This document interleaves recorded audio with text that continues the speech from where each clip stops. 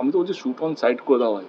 মানে এই ধরনের লোক যদি চিহ্নিত হয়, এই লোকগুলোকে যদি সত্যি ধরা পড়ে এবং তারা যদি করে থাকে কুকর্মটাকে, তাদেরকে বাঁচিয়ে রেখে তাদের পিছনে সরকারি টাকা, তোমার আমার ট্যাক্সের টাকা নষ্ট করে লাভ নেই।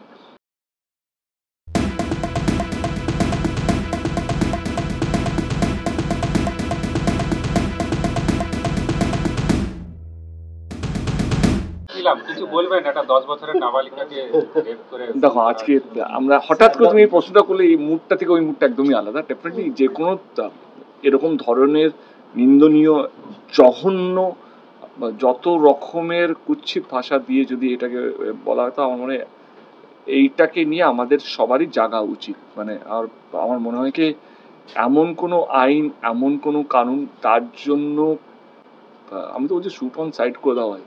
মানে এই ধরনের লোক যদি চিহ্নিত হয়, এই লোকগুলোকে যদি সত্যি ধরা পড়ে এবং তারা যদি করে থাকে কুকর্মটাকে, তাদেরকে বাঁচিয়ে রেখে তাদের পিছনে সরকারি টাকা, তোমার আমার ট্যাক্সের টাকা নষ্ট করে লাভ নেই। কিন্তু যেহেতু আমি পাবলিক রিপ্রেজেন্টেটিভ, আমি এই শব্দগুলো ব্যবহার করতে পারি না, বিকজ আমাকে একটা কনস্টিটিউশন ল, আমাদের ডেমোক্রেসি অনেক বেশি স্ট্রং। কিন্তু স্ট্রং হলেও আমরা আমাদের মা বোনদের বাঁচাতে পারছি না। এটা সত্যি আমাদের ভাবার বিষয়। এবং আমি যেহেতু একটা পাবলিক রিপ্রেজেন্টেটিভ, আমারও অতটাই দায়িত্ব, আমাদের সবার ভাবার বিষয়, সমস্ত দলের ভাবা বিষয়, কে মানুষের মধ্যে ভয় না থাকলে এই ধরনের ঘটনাকে আটকানো যাবে না।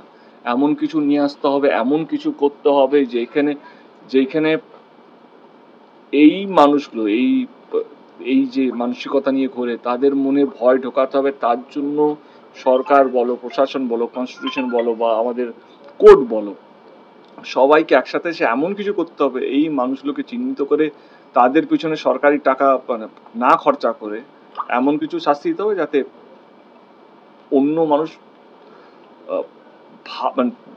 করা তো দূরে, ভাবতেও যেন তাদের মধ্যে যেন ভয়টা থাকে। আপনারা দেখছেন আওয়াজ, রোজকারের হক কথা। ফর মোর আপডেটস অ্যাবাউট আওয়াজ, please subscribe our YouTube channel.